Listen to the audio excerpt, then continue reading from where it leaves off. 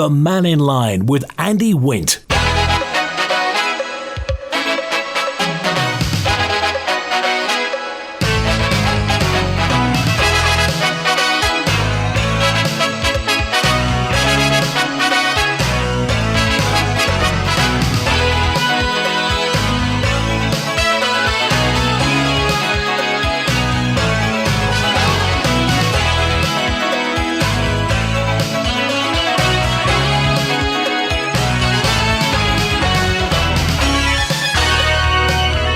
My good afternoon. Welcome to Mannin Line on Manx Radio. Your chance to have your say about what's important to you.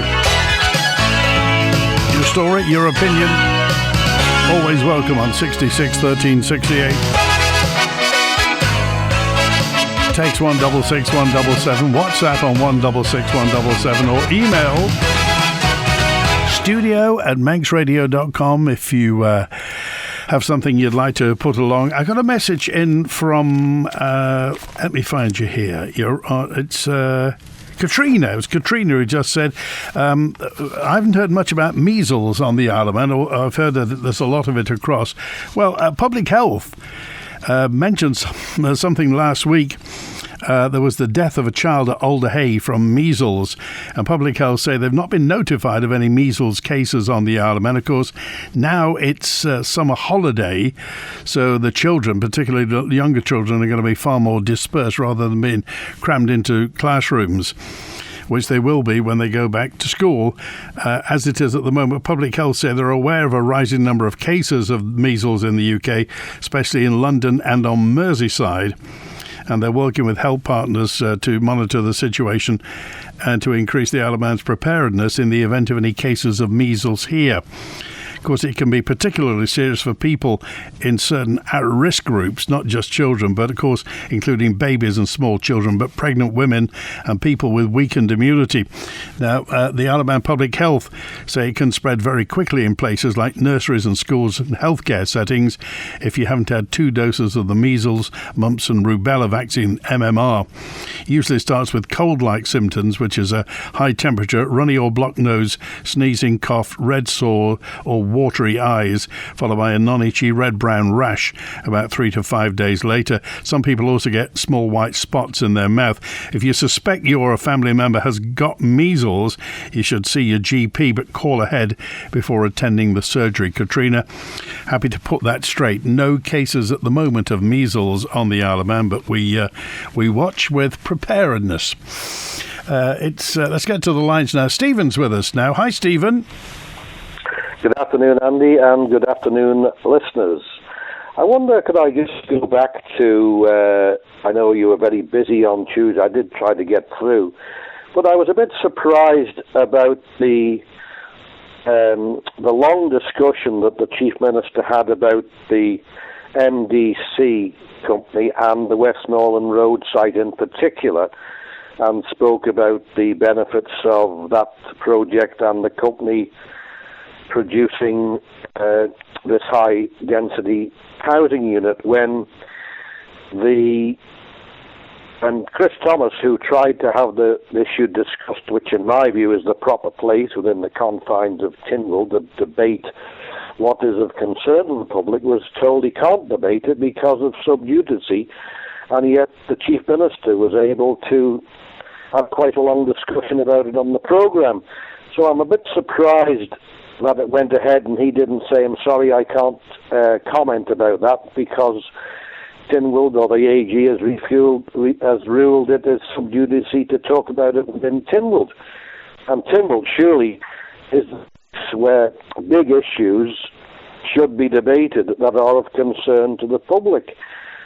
So I wonder what your thoughts are and what the other listeners' thoughts are. Well, I'm not allowed an opinion. I don't have opinions, but I would absolutely love to speak to people from Manx Development Corporation to talk about the plans that they have, because from what the Chief Minister said, there seems to be an amount of frustration that the Manx Development Corporation can't crack on because land that the government owns won't be released.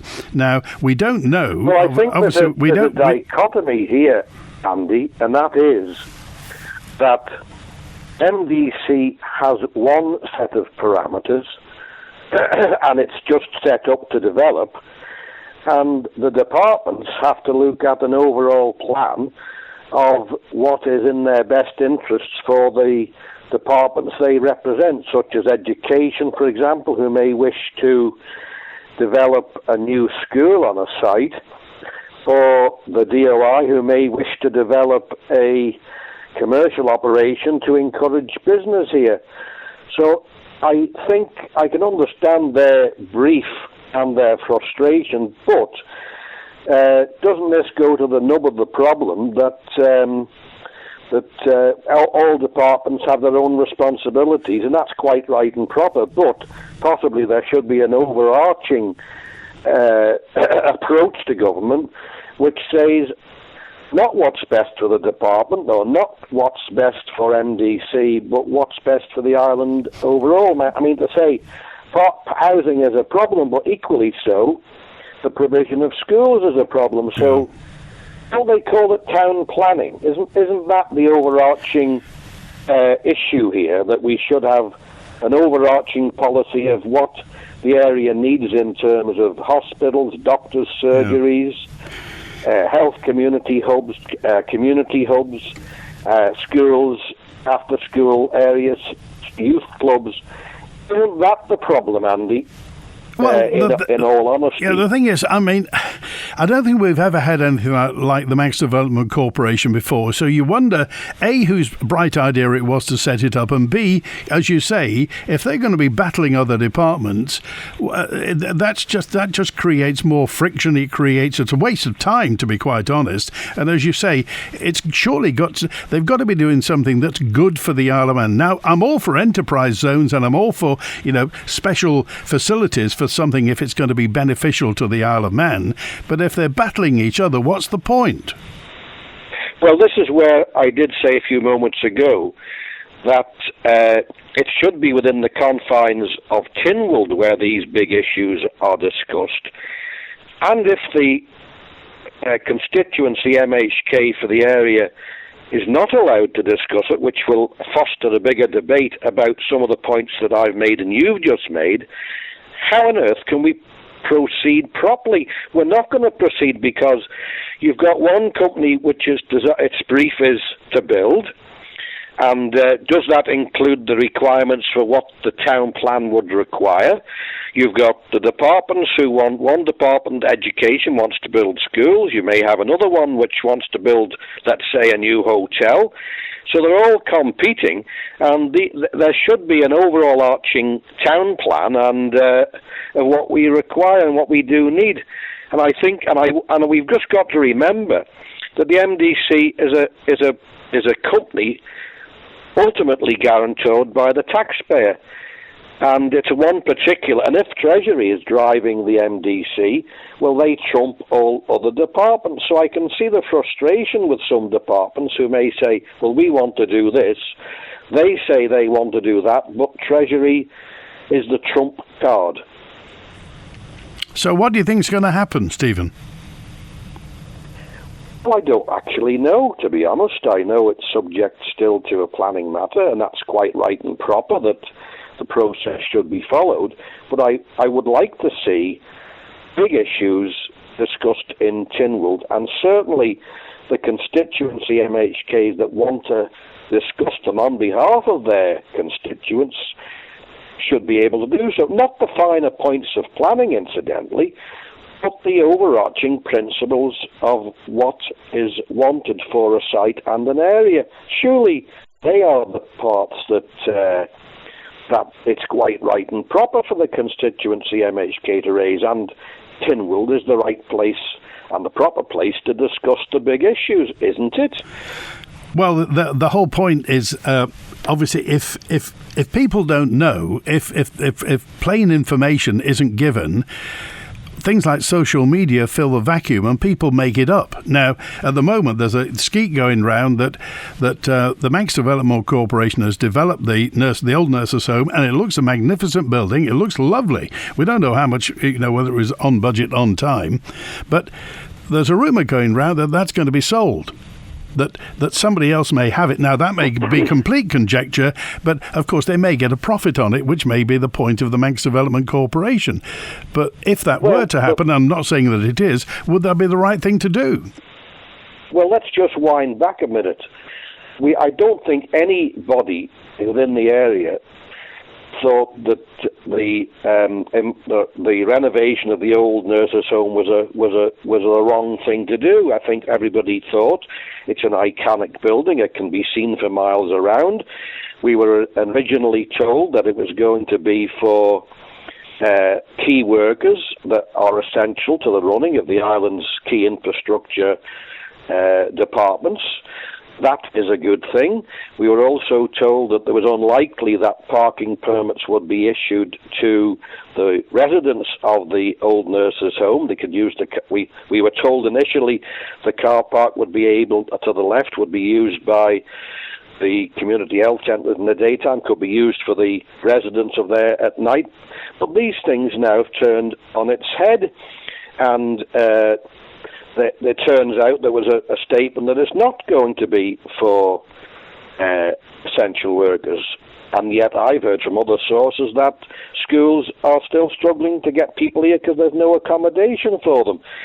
And then we were told that there's no parking going to be given by one minister, and then another minister the head changes, and new words come out of the new head of the department. So there's a lot of contradictions, and I think that's what fuels people's concern, frustration, and disbelief in a policy. And nobody knows whether it's going to turn a profit. We do know that some of the charges that's being charged are at the upper end of the rental market. Yeah, but as you say, Stephen, it's a magnificent building. Always was a magnificent building. It's going to look lovely when it's lit up at night.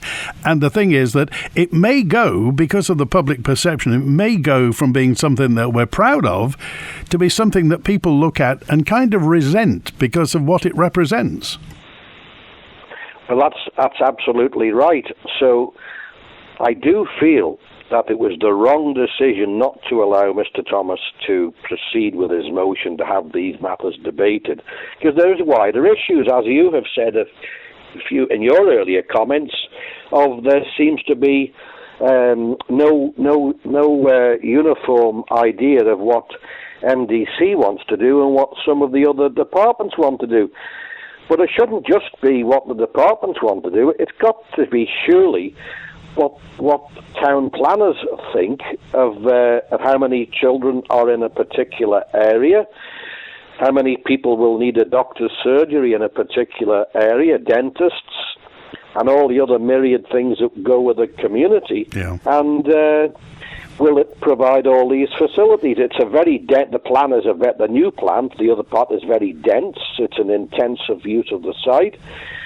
So these are all big matters which I would have thought, and also the cost, should be able to be debated, and also the housing strategy. Is it affordable, both in terms of if they do decide to sell some of the properties within it?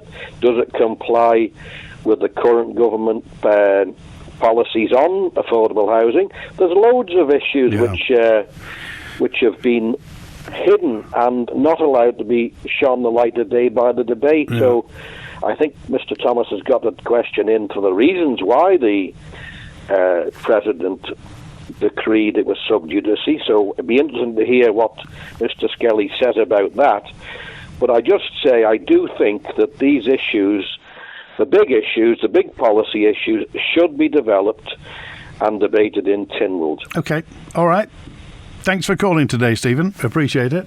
Bye-bye. Cheers now, 21 minutes past 12. And as I mentioned, that's the skeet that I heard. It may be completely wrong. It may be wrong. But it would be lovely to know what's going to happen to the nurses' home, the refurbished nurses' home on Westmoreland Road. And indeed, a simple question that Dennis has just messaged into me. Surely one thing that they need to look at straight away for Westmoreland Road, Domain Road, Allen Street, Tynwald Street, parking. Sometimes on Domain Road, says Dennis, it's a dog's breakfast. It's a bun fight. So they've got to get parking right in that area. If not, it will just become absolutely choked with traffic. Julian joins us now. Hi, Julian. Hi, Andy. How you doing? Very well, thanks. Good. Yeah, just a quick catch-up on yesterday. Firstly, there was mention about the CFDs from the UK for the Isle of Man. Is the Isle of Man part of the UK, in your opinion? No. The reason I ask is, if anyone grabs their new passport, if you look at the main page with the information and your picture on, if you tilt it in the light, there is a transparent layer that is embossed with the large letters UK. Right. Which I've not noticed before on our passport. So I'm just wondering why it's got UK embossed on our passport. Well, I've just got a brand new... I have to say, I don't like the passports. They look black. They're supposed to be dark blue, but they look black. So yeah. I'll take a look at that. So it's on the embossed bit, is it? Yeah, the actual... The plastic card bit, the big one with your date of birth and stuff on, if you just tilt that in the light, you'll notice that there's a transparent or semi-transparent layer, and it shows UK in large letters. Right. So I don't know if that's a change that we weren't made aware of. Well, it still says British Islands on the front, doesn't it? It does, yeah, but it's embossed with the UK, so I don't know. Yeah, interesting to know. Maybe that's just that's an administration thing, perhaps. Maybe. A couple of other points from yesterday. A few days ago, credit analyst Fitch Ratings has joined Moody's and S&P Global by downgrading Ørsted to negative outlook, which is another blow for Ørsted. So when people say we should just do this and forget about the financial implications, you've got the big three and you've got five of the... Of other analysts that are also saying this as well, including Barclays, Citi Research, Goldman Sachs and Morgan Stanley, who are part of the equity analysts. So everyone seems to be ditching Ørsted at the moment, so I think we just need to be a bit careful with that. Yesterday there was hot weather mentioned in the Middle East, but it's almost August, and these temperatures are not unheard of. I've seen above 50 degrees when I've been over there in the summertime. I mean, how many centuries has Spain, Mexico, and the Middle East had a siesta in the heat of the day? It's not. But what was unusual, which I didn't notice in any of our news, Middle East was reported by the Turkish news outlet anews.com in February. Severe cold weather warnings were advised for Oman, Qatar, Kuwait, Saudi Arabia, Egypt, and the Iraqi Met Office spokesman Amir al-Jabir stated on live TV that all schools in 3 provinces would be suspended for a week due to thick snow and icy roads, which seems interesting. Just for a week, though, yeah? Yeah, but, this hot weather for yesterday was basically the middle of the day in the Middle East, so, we have to have a balance there. Vanuatu's catastrophic rising sea level was mentioned yesterday. I'd recommend, if anyone happens to just go on YouTube, if they'd like to experience the place, there's a great YouTube channel. It's from a company. They're called Vanuatu Beachfront Apartments. So if you just go on YouTube and look for Vanuatu Beachfront Apartments, they have gorgeous boutique properties just a few steps from the sea. Quoting from the video, for a relaxing island holiday where the cool sea breeze meets the golden sandy shores right outside your door.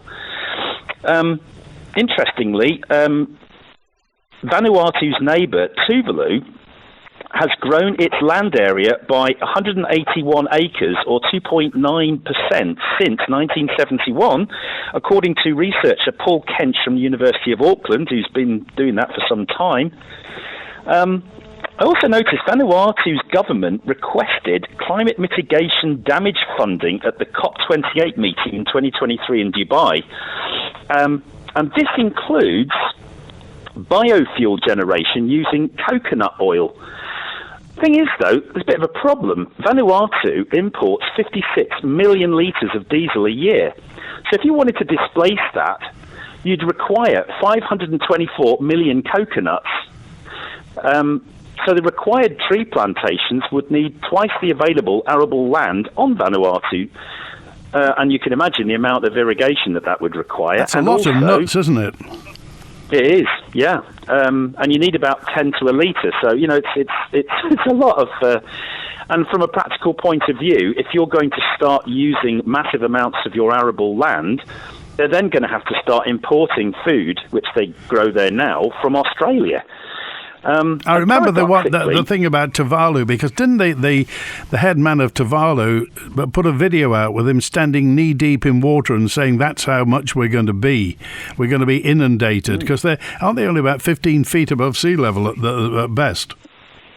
Yeah, but they've grown the equivalent, more or less, of Erie Stain Plantation in land area since 1971, so that's interesting. Yeah. But I also noticed Vanuatu's tourist board is crowing that they've grown tourism by 71% compared to pre-pandemic numbers. It meant 71% growth, primarily through massively increasing visits from cruise ships, a bit like what we're doing here, mainly from Sydney and Brisbane.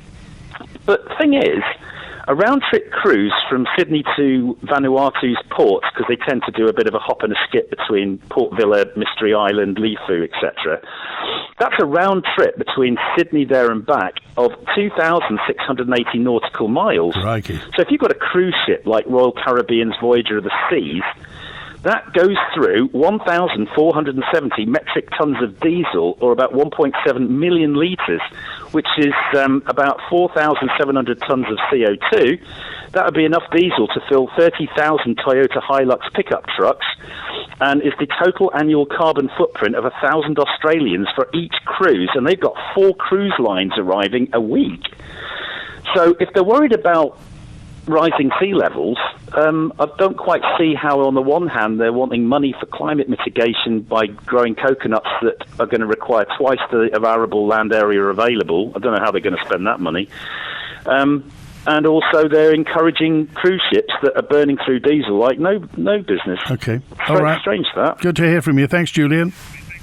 Thanks, Andy. All right, Cheers. good to hear from you. It's maybe they're just trying to make a living. You never know, don't you? And David's on now. Hi, David. Hi, Andy. Just to support Stephen there regarding the MDC organisation, I've heard the same rumour too, that they can't let the place. And that would be fairly simple to get an answer from MDC, wouldn't it? How many have been let? And is the big shop or the place downstairs, has been any interest in it?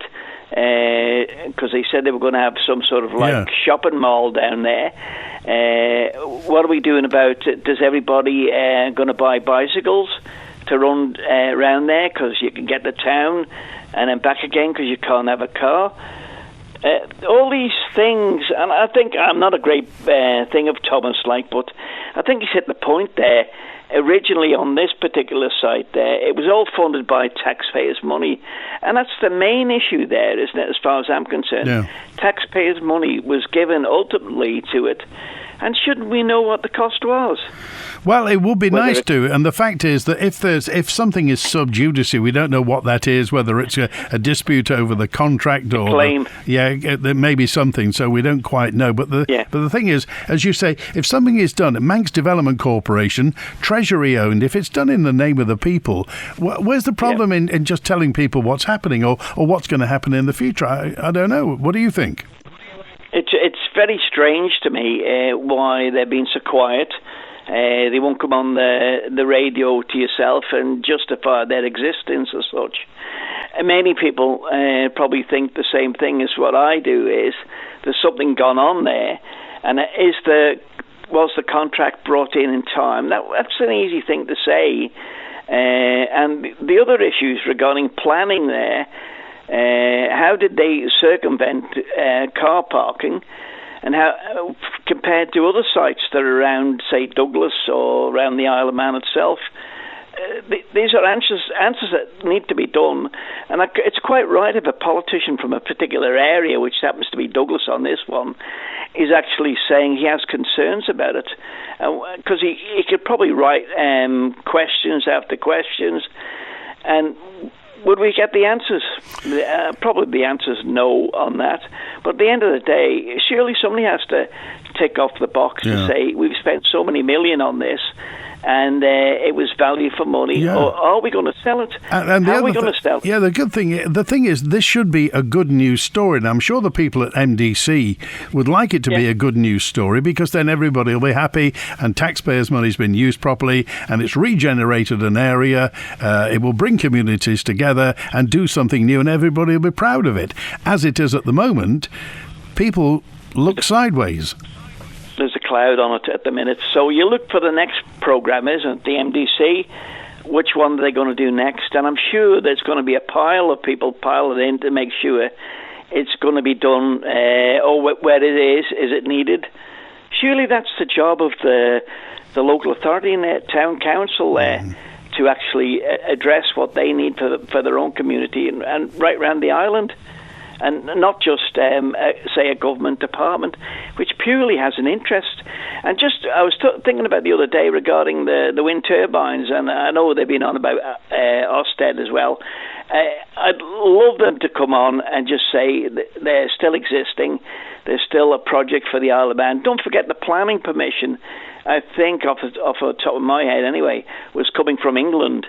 Where they were, the new Labour government there said to them, we're going to push these out for you and make sure things are going to happen about regeneration. And just to let the people know about my fan, I've charged my batteries up and I've not used any electricity yesterday at all. So the MEA are getting nothing from me, and I hope to get a refund. Okay, thanks for calling. Cheers now. 27 minutes before 1. Douglas Central MHK Chris Thomas is accusing the government of changing policy on affordable housing without Tynwald approval. Chris Thomas had planned to bring a motion to this month's sitting of Tynwald about the Manx Development Corporation's Westmoreland Road development. But a change to Tynwald's rules earlier in the sitting meant his motion was ruled out of order. Chris Thomas is worried about a document added to the planning application for the 133 property development just before it was approved by the planning committee in May. Now, this Westmoreland Road is the bit from the old nurses' home halfway down Domain Road to the old Jane Crook Hall. It's that bit there. Now, this document indicates that the Department of Infrastructure could purchase all 42 affordable properties on the site, then allocate them to older persons' housing. Chris Thomas said this is something Tynwald and Douglas City Council should have been consulted about. There is a huge planning application from the Manx Development Corporation, which has got substantial ramifications for parking for the constituents, but also for the provision of affordable housing, something that's very important to me. Government's been changing policy, or is it Manx Development Corporation that's been changing policy? So I put down a motion for us to discuss the policy around affordable housing, active travel, parking, and the planning process itself. That's now been ruled out of order because of a change to standing orders. We do need to discuss what the Department of Infrastructure Housing and Properties Officer has sent to the planning committee before they've made a decision about the site that is going to be used at Westmoreland Village for hundreds of houses in a new way, making them affordable, because they're not affordable by the current definition. We had the Minister of Cabinet Office and Chair of the Housing Committees Board, David Ashford, admit that yesterday. And why do we need to know that? Well, because the Isle of Man way is to have either local authorities or the DOI providing social housing or public housing, and then we have a shared equity scheme to enable first-time buyers and second-time buyers in exceptional circumstances to purchase housing. We're now innovating, which can be a good thing, but at the very least, the decision to innovate needs to be taken in Tynwald Court with the public knowing that we're doing this innovation, because there's now a possibility that DOI Housing Agency will be managing houses inside Douglas, which I imagine will be quite frightening to local authorities around the island. Even more likely, from my point of view, will be that a new housing association will be managing these properties. This paper from DOI to the planning committee talks about a higher amount needing to be paid by whoever's operating it, and effectively it's more money transferred to the Manx Development Corporation to cover the build costs. Well, we asked the DOI and Manx Development Corporation for comment, and no response so far from the Manx Development Corporation. Now, Douglas City Council said, as the Isle of Man's largest housing local provider with a long-term housing strategy, Douglas City Council maintains regular and constructive dialogue with the Isle of Man government and property developers, such as the Manx Development Corporation. Douglas City Council remains fully committed to delivering quality, affordable and efficient homes for those in need, and we're always open to exploring potential opportunities in the capital. The local authority, however, has not agreed to purchase any properties in Westmoreland Road. If you want more information, or if you want to find out more about the Manx Development Corporation, their website is mdc.im. It'll tell you all about the people involved, the projects that they have at the moment, just the two, the nurses' home, the old nurses' home in Westmoreland Village, all about them and how to get in touch with them. And tell them hi from me. We interrupt this broadcast to inform all our listeners about the huge range of bathrooms and showers on display at Pacesetter. Yes, you all know that Pacesetter is known as the island's largest tile store, but I'm here to tell you that their bathroom displays are truly inspirational. Visit Pacesetter on Harris Terrace, where you'll discover a fabulous collection of stylish bathrooms. There's something to suit everyone, with design available. Pacesetter bathrooms and showers to show off about. On August the 2nd and 3rd, Le Dans returns to the island. A 24-hour endurance cycling and fitness challenge in support of Talk, an initiative by the Dan Neen Charitable Fund. New for 2025, the 8-hour corporate challenge. Gather your workmates, go for glory, and show the island what your company is made of. Le Dans 2025. Enter individually or as a team now at talk.im. Supported by Manx Petroleum. Here for you. It's time to enjoy a true celebration of Manx life. A fantastic, fun-filled weekend for all the family, whatever the weather. The 2025 Southern Agricultural Show. This weekend, come and see the livestock exhibits, local Manx traders, food and drink stalls, and the climactic Grand Parade, with entertainment all weekend long. Under 16s go free. Open 9:30am to 6pm both days at Orrisdale Farm, Ballasalla, right on the bus route, so you can leave the car at home. Visit southernshow.org or find us on Facebook for more information. It's a show not to be missed. The Southern Agricultural Show with your nation station, Manx Radio. Sunday the 3rd of August, it's a special edition of Manx Radio's Chill Out Show live from Meta Lounge in Peel. Join us between 7 and 9pm for laid-back summer vibes, drinks with a view and great food available. All served up at this relaxed beach cafe at the far end of the prom. Sink into the sounds, enjoy the sunset and let the weekend fade out in perfect style. The Manx Radio Chill Out Show on Sunday the 3rd of August from 7pm at Meta Lounge in Peel, where the vibe meets the tide. Flocking to the sea. Check Meta Lounge on Facebook for more. Crowds of people wait for me. The Mannin Line with Andy Wint. I think cars should be banned on the island. Then people wouldn't have to moan about parking. Some properties have 6 vehicles with only parking on their drive for 2, and people also use vehicles for storing, as a year's road tax is cheaper than renting storage, says Jan or Jan. Fair enough, but how are people going to get around? I mean, if we do have sensational public transport in the world to come, and little buses are whizzing around all the time, so you don't need a car and you don't have to bother about that, and it happens, from first thing in the morning till last thing at night. Otherwise, are there any MHKs or MLCs on the board of directors at the Manx Development Corporation? No, really. Dane Harrop is the managing director. Chairman is Sean Gilbert. Non-exec Laura Jones. Non-exec David Peach. They're all at publicly available knowledge if you go to mdc.im. Those are the people, and they have 3 executives as well, working in projects and finance and administration. But as it stands at the moment, no, but they do answer to Treasury. So that's the important thing. A message in just to say, I wish I'd been at school with Julian. He could have done my homework for me. Said Harry, thank you for that. Also, thank you to 768. 768, always welcome your call. If you want to just pick up the phone, we'd be more than happy to talk to you. And Papua New Guinea has used coconut oil for fuel for hundreds of years. says Si. Well, there we are. Never thought I'd be talking about coconut oil. And a message in just to say, let me see, this one's about we'll come to education in a moment. Peter's first with us. Hi, Peter. Oh, hello, Andy. It's Peter Melgott here. Right. We now come to the holiday period for MHKs, and before they get back, we need to have a bit of discussion, really, about one or two issues that are likely to come back into the public arena. I'm thinking especially about the legislation that I've talked about before, because I tend to focus on one at a time, and that was the Safe Access Zones Bill.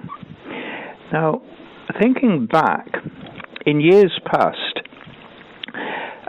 what's happened has been where we've had controversial legislation, we've had not just phone calls into Mannin Line, which are very limited because it's not really built for an in-depth discussion on a particular subject. It's for casting of opinions, and they've got to be limited anyway. We used to have sort of a debate with everybody present, by which I mean people of all sides present. And that doesn't seem to happen too much now. And I think that's the best way forward, especially with this particular legislation, which has gone off the arena, but I suppose it's likely to come back in the autumn. That we need, and this is where I think Manx Radio as a public service broadcaster could be very helpful, and that is to have more round-table discussions, civilised ones where people don't intervene and don't talk over other people, but listen to each other's point of view and put theirs. And then the public will have a better idea of the whole picture, don't you think? Well, I mean, what would you hope to get out of that, Peter? Well, what you would hope to get out of it is that the public would be well informed about the competing arguments. You see, take on this bill. Now, I've been grateful for the fact that we've had, I was interviewed, and it was very extraordinarily helpful. It was just me. I think the mover of the bill was interviewed on her own. But in actual fact, to be able to thrash the subject out properly, you've got to have all sides to the debate all together where they can converse in a rational and civilised manner. We did do that, initially on the other legislation which I've spoken about, and that was the assisted suicide bill. I call it that because that's what it really was. We had a debate, we did have a discussion, 2 of us for and 2 of us against, but that was before the bill was actually published. And it was a very civilised discussion. We'd all got, 2 of us had got opposite views to the others, but it was one of the most civilised debates I've ever been in. The problem was that was before we knew what was going to be written down on that vital piece of paper called the statute.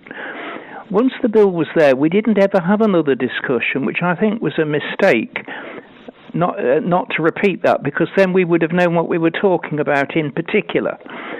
And I think that it was an opportunity missed.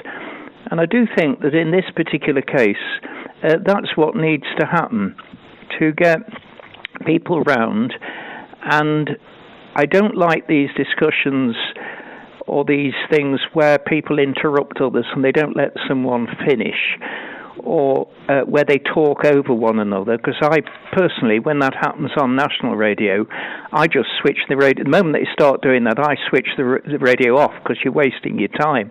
You can't hear 2 voices at once. But I'm talking about a civilised, proper discussion where you're not getting into personalities, you're getting into issues, and you thrash it out. The audience can listen, and then they can form their own opinion as to where the best answer lies. And that's what they need, because I think, as I've been around, and we've had 1 or 2 public meetings on this, it's taken quite a long time to actually explain to people what was there. And I felt that really they need to have a lot more information, because we're getting some rather significant legislation going through, and it's not receiving the amount of debate that it needs to receive. I mean, new readers start here. Which particular legislation would you be talking about? The Safe Access Zones Bill. Right, okay. Because it's been on the cards now for quite a long time. I think it was first introduced about a year ago, if my memory tells me right. It came back for a second reading in last November. It was all really back to front from the start, because they then had a public consultation. Well, that didn't really make a lot of sense, because by that time they'd had the second reading, and I don't know what the outcome of the consultation was. It may have been published, but I've never heard what the outcome was. In actual fact, you suppose whatever the consultation was, if they were going to proceed with it, it was a bit late then, because once you've had the second reading, that means that the House of Keys has agreed to it in principle. Well, it's not much point consulting at that point, because politically, your next stage is the clauses stage. I mean, if they've already agreed to it in principle, what were you consulting about? I mean, suppose the majority was against it. There's only two things you could do. You're either going to proceed anyway, or you're going to drop the bill altogether. So I don't know whether that's going to happen, but I do think that we've got some significant issues. We didn't have the degree of discussion on the part about the assisted suicide bill. We didn't have the level of discussion that they've had in Britain. I mean, for example, we still don't know how much it's all going to cost when the health service keeps going into deficit. And all those things should have been thrashed out. And I think I'm coming back to the fact we do need a lot more public debate than we're getting at the moment. Okay. Well, the other thing about the assisted dying or assisted suicide bill, as you said, we don't actually know who will actually perform the deed, because at the moment, and that's quite fundamental to it. Well, you've really put your finger on it. You see, there's several unanswered questions on that one. A very key one is on is exactly how much is this going to cost to the health service? Yes, who is going to do it? And I think that when you look at Britain, where they've got obviously a lot more people in the legislature, and so therefore you're going to get a far wider range of opinions canvassed. And I think we ought to remember that in the Isle of Man, your legislature, by the very nature, is going to be smaller. The number of opinions that can be expressed is therefore going to be fewer. And therefore, you do need to make up for that deficit by having more public discussion and more public debate. And that is what's lacking, and that's what bothers me, because the danger then is you're going to make some major mistakes, and of course that one was a major mistake. Okay, all right. Thanks for calling today. Okay. Appreciate it. Thank you. Good to hear from you. It's interesting, says 475, that the Isle of Man passport in its first page lists the Isle of Man in the languages of the Celtic nations, but not Manx. Along with Julian's observations, it confirms the lack of oversight of our government in allowing such clumsy documentation. Makes you wonder how seriously they regard the Manx identity. And the message all about education was, my grandson's written to numerous electrical contractors asking to be considered as an apprentice. The ones that responded indicated they weren't taking on apprentices, as they were getting no support from government. We offered to support our grandson financially, i.e. give him a living wage, if they could take him on, as without an offer of a position, the college wouldn't open up a position. Nothing to date has come to fruition. If I recall, the Minister for Education said that as unemployment on the Isle of Man was so low, there was basically no incentive to offer support, or words to that effect. Therefore, where do we move from here? Says Anonymous. Well, the apprentice situation is, it just makes you feel, perhaps I'm wrong, but Are some people looking down on apprentices? Are some people looking down on it because it's not a university degree or higher or further education? Well, it is education. It's practical education. It's vocational education. And many people, and it may be somebody's future for life, it may be that somebody starts off as an apprentice and ends up owning the company, employing people. It starts somewhere. It's roots. More messages to come, and one in particular is thank you for the WhatsApps. I agree with Peter. Many people don't understand the impact of the Safe Access Bill. Says Teresa, it needs more clarification to better enable fuller understanding as to whether it is even needed. We are not the UK, says Teresa in Port St Mary. Welcome to the Miller Chaps of Ramsey Summer Sale, where you'll find fabulous reductions throughout the store, from beds and flooring to sofas, cane furniture and accessories, rugs, pictures, mirrors and even wallpapers. Plus, the friendly Miller Chaps team are here as always with a warm welcome and expert help and advice when needed. Don't miss the Miller Chaps of Ramsey Summer Sale, now on. Creating a home where you'll love to be. Miller Chaps of Ramsey.